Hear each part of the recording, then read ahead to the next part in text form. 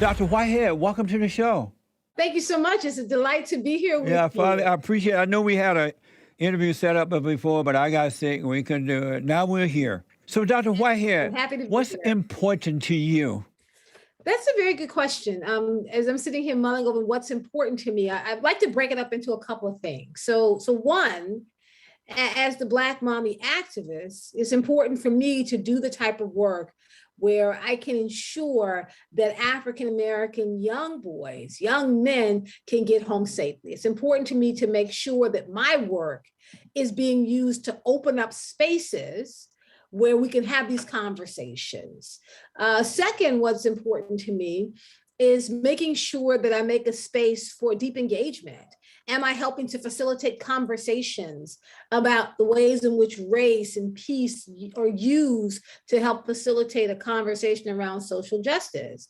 As a Black mommy activist, that's not my full-time job, right? It's my full-time mission and my calling as someone who, along with my husband, helped to co-parent and co-raise two young men, but I'm also a professor at Loyola University. I teach in communication in African and African-American studies, and I also founded the Carson Institute for Race, Peace, and Social Justice, which is an institute out of Loyola. So making space to have these conversations, whether on a personal level or a professional level, that's really what's most important. And when you say for Black boys to get home safe, are you saying due to the outbreak of Black on Black crime, you concerned that when they're out there, they'll get killed or hurt by other Black gang members and things like that? No, I actually push back against the notion of Black on Black crime because there's a lot of history around that terminology. We don't say white on white crime. We don't say Asian on Asian crime. We only have that kind of terminology when it comes to the Black community, and it has a lot of stigma attached to it. Research shows that more crimes are committed within communities. So as it's true for the Black community, it's true for all communities. So no, I'm not as concerned that they're going to be killed or shot or maimed or attacked by a member of a gang. I won't say another gang member since my sons are not in gangs, but by a gang member. My bigger concern is the ways in which systemic racism work against African-American young men, from stop and frisk to being judged unfairly, to the ways in which they move in the classroom, in the stores, and in public spaces and spheres. So I can protect them from gang members by looking at what communities they go to into. Are they in college? Are they out in high school? Are they moving in certain ways? But this perception of young Black men being dangerous is not something I can fight against. Like, that gets into the hearts and minds of people. And that's a bigger kind of work that must be done. Which are you more concerned about with Black boys traveling through communities and getting killed, robbed, or raped, or whatever by other Black boys, or systemic racism or police brutality or something? Which one are you more concerned about? Since we all know that the Black on Black thing does happen, and right now it's just out of control. Chicago, Los Angeles, here where I'm at, Gary, Indiana, all over the place. Which one are you more concerned about? Since now that they're defunding the cop and everything, the Black people gone crazy. Which one concerns you the most? Well, I want to unpack a little bit what you're saying, because I actually would push back against, the Black people have gone crazy. Like, we have not gone crazy. How about gone wild? Well, I would say we've gone as wild as everyone has gone. If we take a look at what's happening in society at this moment, not just within the Black community, there are more incidences of crime and violence and misbehavior across the board. It's happening throughout society. The last 2 years, dealing with this global pandemic and people being shut in and all the messaging around that, we're seeing more incidences happen when people are driving. We're seeing more mass shootings. We're seeing more violence happening within one another. So we know that is taking place. So it's not that just Black folks have gone wild. it's the same thing that's happening. It's amplified in our community because it gets covered more. You asked me which one was I more concerned about them dealing with violence within their community. Since I live in Baltimore City, our homicide numbers have gone up. We are talking about the fact that we're dealing with a different pandemic here, not just COVID-19, but also the pandemic of violence. Therefore, Black folks across the board actually are dealing with a syndemic, which a syndemic is defined as having multiple pandemics come at you at one time. It's not an either or, it's an and both. So am I concerned about my boys moving into certain communities where I know violent crimes are happening? Yes, I'm concerned about that. I'm also concerned about them going off to college and being stopped by the cops and they're just simply driving. In one incident, there's a chance that they might be harmed, and in another incident, there's a greater chance when you come into contact with police officers who have weapons. The defund the police movement, as you brought that up, has been largely unsuccessful. Like, we talked about it and we marched about it, and those who protested about it did. But if you look at the work of Ruthie Wilson Gilmore, of Angela Davis, of Miriam Kaba, the work to defund the police has not been successful. Right. So what is the problem? It's the fact that some cops have been involved in what they call a slow down work stoppage. So they get calls from certain communities and they're not responding. We have police officers who are quitting, not just because of, quote, the defund the police movement and Black Lives Matter, but also around not having to take the back seats. I'm not saying, and I did not say, nor do I believe that we dismantle the police. That actually is not my stance. I do think when you're giving $500 million to the police and you're not putting any support services in place, that's not successful. It's not successful in Baltimore City, which is predominantly Black. It's not successful in the Appalachian areas of Virginia, which are predominantly white. It's not successful out in Nevada in the predominantly indigenous communities. In any sense, is it successful to only put money into the police force and not into support service? Black children have been raised and are raised by decent Black fathers and mothers who are married. Would we have the same situation with the Blacks?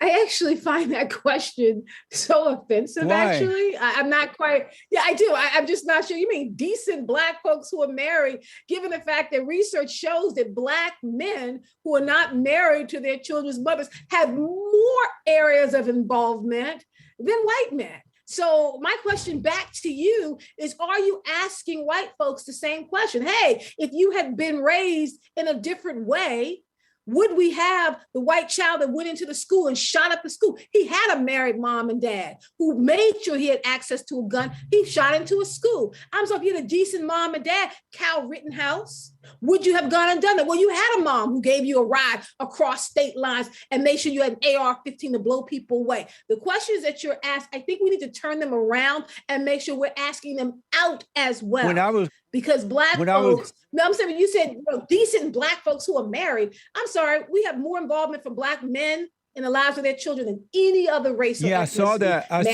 study, and I talked about it on my show. The Black men have become like Black women. They are doing the woman's job. They're nurturing the child. They're feeding them. They're doing that. And that's not a normal state of being for men. And it's because the Black men have been turned into Black women, and the Black women are out there pretending to be men. So I do know about that. And so that is still a weak state for the men, that they are now acting like the mama. They're acting like the Black woman.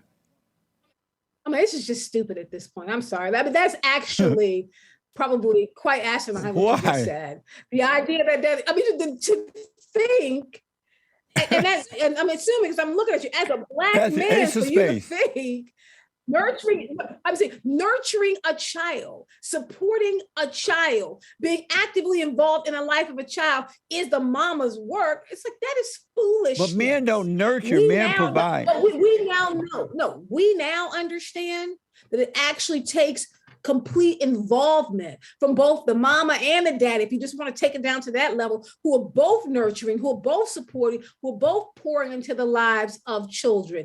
Providing is not just the daddy's job. It's a job that belongs to both. If you're going to look at it from a biblical sense, women were also actively involved in making sure they took care of home. I mean, we can talk about that as a PK. We can go down that road. We can go back to the 1930s when men went off to war and women picked up the rod to make sure the households were we're moving together. We can talk about the fact that unfortunately in our environment, when we look at pay scales, even though Black women are woefully underpaid in comparison to white women and white men, and Asian women, the idea that you need to have at least one person bringing in an income level that's on par with their white counterparts. And we don't have that with either our men or our women. I don't think our men pouring into the lives of the children, I don't think that's weak, and I don't think When that's I was mama's growing work. up, boys were boys and men were men.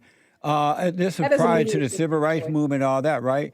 The That doesn't men, mean the black that men, boys are boys and men are men. That means the nothing, black men actually. and women knew their role in life given to them by Oh, God. child, please, you're making stuff And up now. now, If you're talking about the roles from God, are you kidding me? I mean, if you want to debate the Bible when it comes to roles, let's talk about Deborah. are Let's you a talk about Christian? Ruth. Let's talk about judges who were women. Yes, I'm And a so Christian. If we want to go down the road of the Bible, let's go all the way back. do you there. believe God in Christ, Christ in man, man over woman, and woman over children? You believe that order? I believe that there's a through line that God has set up with God as the head, and then you have the household going And in you that believe- direction. But I believe also that with a man, that it becomes a partnership. The man is not there to rule over the woman. When a wife submits to her husband, submission, as from the Bible, does not mean control. Submission means to bring things into order. Households must have an Do you order. obey your I husband? believe that. Do I obey my Yes. husband? Okay, so now let me ask you, what direction are we going in now? Are we talking about Black mommy activists or my own Well, personal you life? said, Because the in my reason I asked because you personal said, in my own personal life, I am a happily married woman to a Christian man. I'm a Christian woman, I'm a Christian mother, and I'm raising two sons as Christian. That's 23 years. Whether or not I obey my husband has nothing to do with understanding what it means to co-parent, co-raise, and pour into the lives. I mean, it's just asinine now. Like, I think you're just making stuff up that actually has, you're making stuff up maybe to get a rise, because you cannot tell me deep in your heart that you actually believe what I you're know asking. for a fact You and cannot. without a doubt, unless Black people return to the order of God, God in Christ, Christ in man, man over woman, and woman over children, it's not going to work. What? Okay, but 2 seconds ago you were saying unless Black children are raised by Right. a decent mom and dad who are married. it's That's like, true, because when I was growing up, Black people were like a decent people then, and so they respected the order. They got okay, married. What They year? got. What let me- year were you? What year did you grow up, sir? I'm 72. Are you a baby I'm boomer? 72 right you're now. Part of the boomer generation. Okay, so you're part of the last Jim Crow generation, And right? You grew up I doing grew Jim up Crow, under the and I Jim think your whole generation needs some I- counseling. Y'all grew up doing I Jim grew Crow. up under the Jim Crow law, and Black people Yeah. were better off then because they loved God and they respected the order. If a Black woman got pregnant out of wedlock, it was an embarrassment to the family. She would have to have a shotgun wet or go and hide. But Black people are not more like that anymore. They're just crazy. They are blaming and begging and whining and trying to take from the white people. And I'm surprised to see the Blacks act that way because they were more independent. The Blacks, because you know you're Black too. When you're talking about the Blacks.